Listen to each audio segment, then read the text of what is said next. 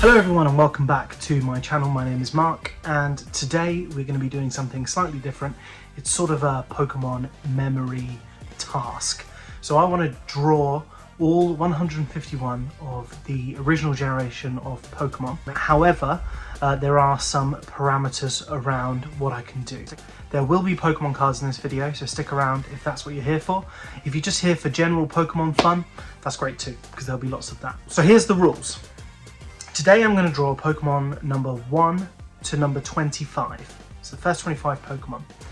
However, I have a bunch of shops in this Pokeball. I'm going to draw a shop, not draw a shop, pull out a shop, and that shop is where I have to get everything for this challenge. So that's pencils, paper, colours, whatever. It also includes reference. So I have to look in this shop for as many pictures of Pokemon 1 to 25 as I can. The other thing I'm allowing myself to do is use Pokemon cards as reference. So if this shop happens to sell Pokemon cards, I can buy as many as I can afford that I think may have Pokemon number 1 to 25. If, for example, they had 151 in stock, amazing. They won't. Nowhere does. But if they have some Pokemon cards, there's a small chance, a very small chance, a 25 in 1,025 chance, I don't know what the equation is, that the Pokemon I'm looking for is going to be in the packets that they have. So without further ado, let's see what shop. This is the bottom of a Pokeball. I've got a bunch of shops in there. I've also got a Lechonk sticker in there, I don't know why. He's in there. Okay, so the shop we are going to today is,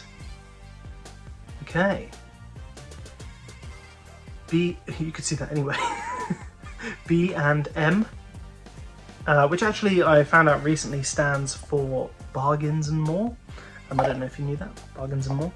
We'll be going to Bargains and More to get our supplies. B&M's good for art supplies actually. They do quite cheap sort of alcohol markers and things like that, so that could be good. That side of things could be good.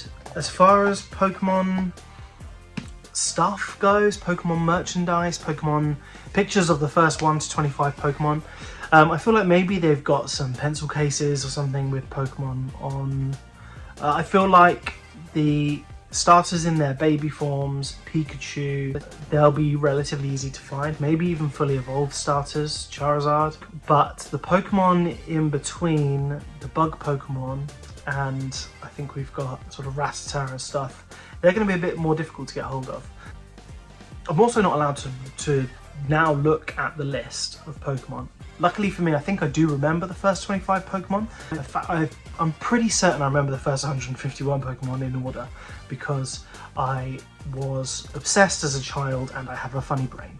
So I think I do remember. I definitely remember the first 25, so that won't be an issue today, but in later episodes it might be. So let's get down to B&M and let's see what we can find. So I'm just thinking about the Pokemon card situation at B&M.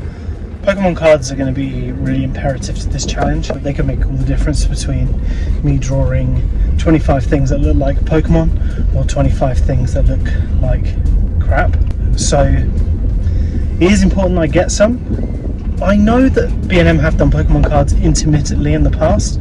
Chances of them doing them now, probably quite slim. If B&M don't do Pokemon cards, I will pick some up somewhere else on the way, but hopefully there's some. Okay, so I've arrived at B&M, you can see it there. This is what I like to call Bargain Mile, because you've got B&M here, and then you've got Home Bargains just here, and then you've got the range over there. So it's literally just, that range is massive. Sorry, just noticed. So yeah, I'm going to pop into B&M, we'll see what we can get. It does seem quite busy here, so I don't know how much filming I'm going to be able to get done, but we'll do what we can. Let's go, Bargains and More. So one of the first things I saw in there was this toy, but it was 20 quid. So I went down to the art supplies. Again, there was lots of kind of more expensive things than I anticipated here, but I did see these neon pencils for just £1.99. That was horrific. Just the only way I can describe it, that was horrific. If I had a camera friend, you would have seen me absolutely stack it outside the front of the shop on my way out. So that was fun. You would have also seen a lovely little old lady ask me at the till if I was doing a school project. It was very kind, but I'm 32. My hairline is back in the dressing room. There's no way I'm doing a school project.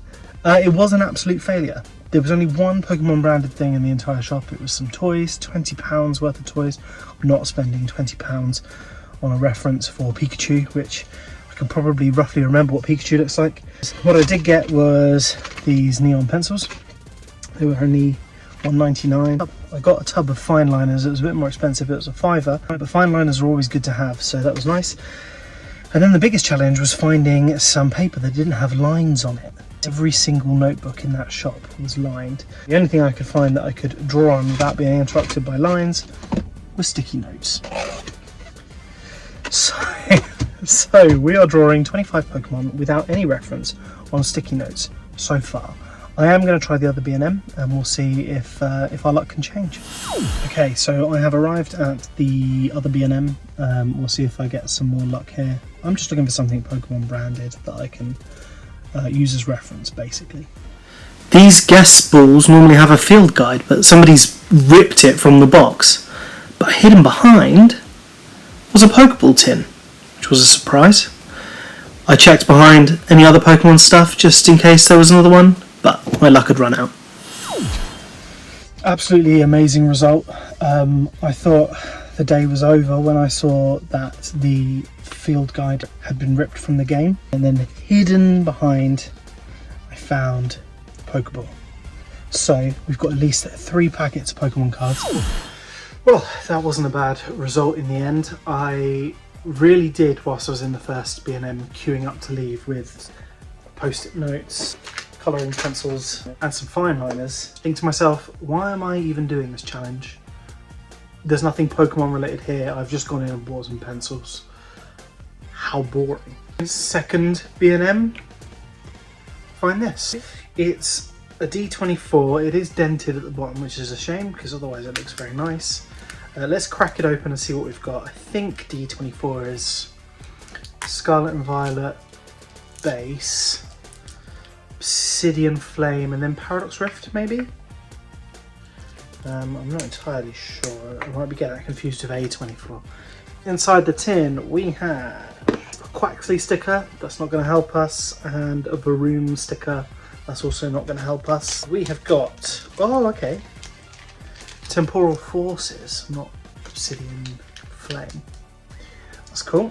Paradox Rift and Scarlet and Violet base. So we will open these in a moment. Remember, we're looking for Pokemon from numbers 1 to 25 in the Pokedex. We're not necessarily concerned with great pulls today. You don't normally get great pulls from packs from these Pokeball tins anyway. It's going to be an interesting opening situation because we're looking for something completely different, and I might be getting really excited over a common Pidgey or something, you know? So here we go, pack number 1. We are going Scarlet and Violet base first. Here's the code card for you, get it the right way up this time, Mark. And the energy for me. Here we go, it's grass. So, Maschiff, Pawniard, Wiglet, Toadscool, Torkoal, Scovillian, Oinkoloin, my pronunciation is all over the place, I know. Tropius, Espathra, Holucha.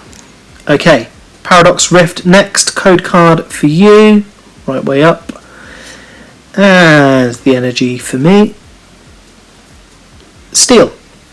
We have got Nacli, Parasol Lady, Porygon 2, Octillery, Crobat, Rourke, Minior, Volcanion, this is looking bad now, Blitzel, and Wo Chien. Okay, final pack, Paradox Rift. Here's the code card for you. We need at least one of the 1 to 25 Pokemon here, please. So, energy for me, it's Fire. we've got Electabuzz, just slightly too late down the Pokedex, Bramblin, Girafarig, Roselia, Sandy Shocks, that's good for my personal collection, Hand Trimmer, Rabska, Wiglet, this is not looking good at all, Pikachu, here we go.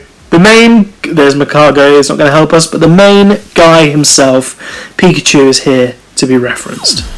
So after all that, we got just one Pokemon that we can use in that entire tin, which is Pikachu, which is probably the easiest Pokemon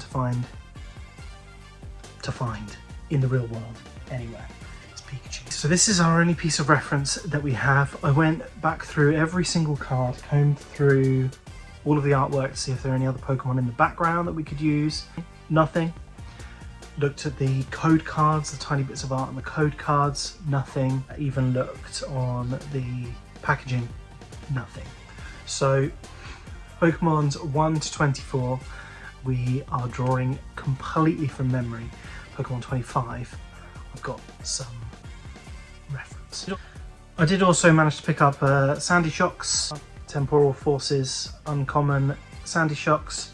Not an important card to most people, but to me, with my brand new Paradox Pokemon collection, that's a great find. So I've got it here. Sandy Shocks, Temporal Forces, Uncommon. Let's remove that little slip now.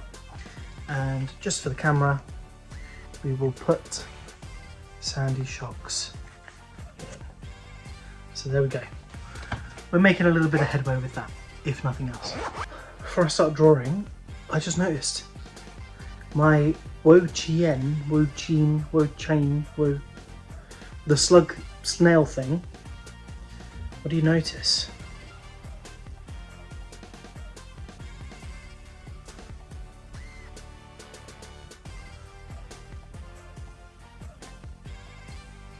It's miscut ever so slightly. The normal rounded corners, sharp corners are already ever so slightly damaged because they're sharp, and that happens. What do you think? Do you think I should get that graded? Comment below, let me know what you think.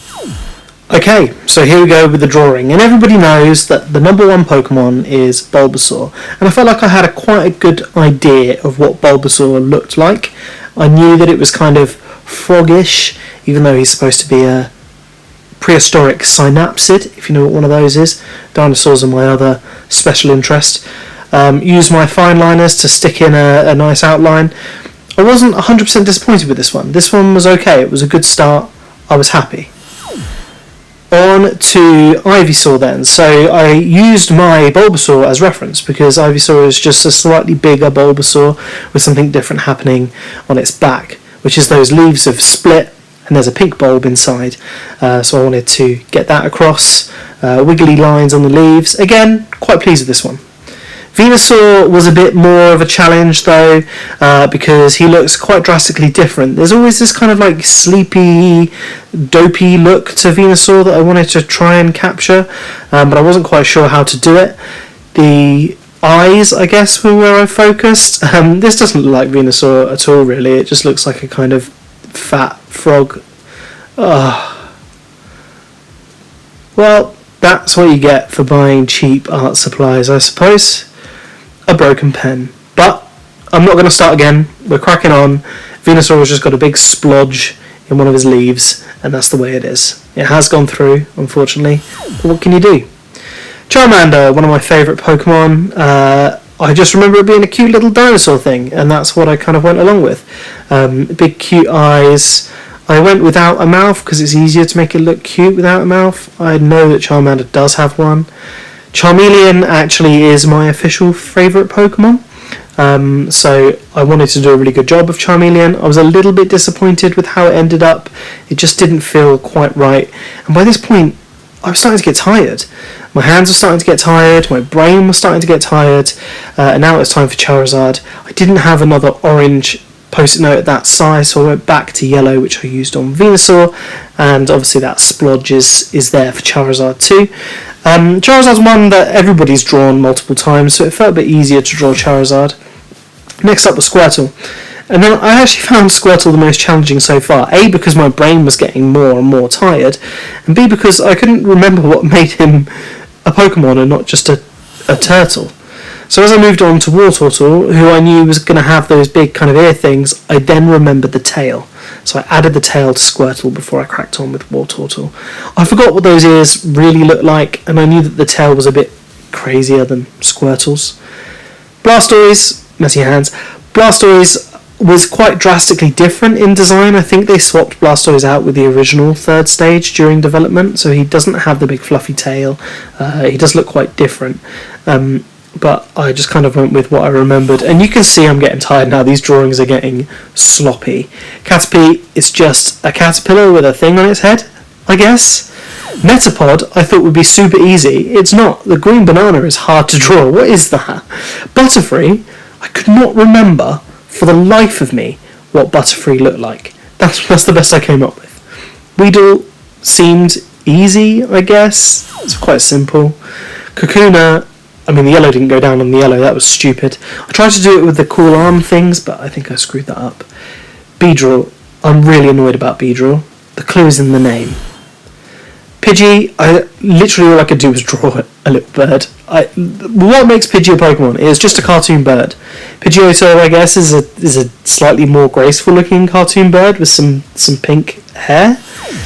Pidgeot, a bigger one with some gold hair, maybe? I love Pidgey, Pidgeotto and Pidgeot, but drawing them from memory is really hard.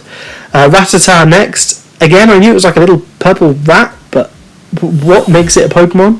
Raticate, this is probably the worst one so far. What is that? That is disgusting. This is Spearow.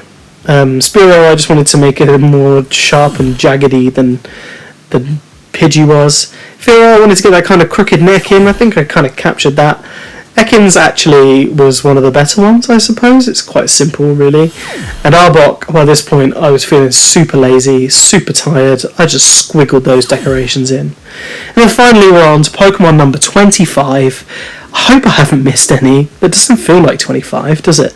But here's Pikachu. I was using the reference, but by this point, I was so tired that I could barely even see. It was horrible. So it's taken me a couple of days to get over that challenge. That was hard work. That was actually really hard work. And, you know, I've been drawing Pokemon for almost 30 years probably, and it's one of my favourite pastimes, and I've spent years making my own Pokemon, years doing fan art of existing Pokemon. I thought I had a really good knowledge base of what every Pokemon looked like. I proved myself dreadfully wrong in this task. So, you know, it was a learning curve. It was, you know, it taught me that I'm not as good at drawing Pokemon as I thought I was. Even the Pikachu, which was the one that I got to use the reference for, was a really bad drawing by my normal standards, because I was exhausted by that point, because I've been using my brain so hard to try and remember what all the other Pokemon look like. Forgetting Beedrill's drills. He's not called Bee hand things, he's called Beedrill. You know, furious at myself. So when we do come to do episode 2, and I'm going to need a break before we do episode 2, but when we do come to do episode 2 of this challenge, I'm going to have to work a lot harder to try and remember what Pokemon's number 26 to 50 look like. But thank you for sticking with it, and I will see you next time.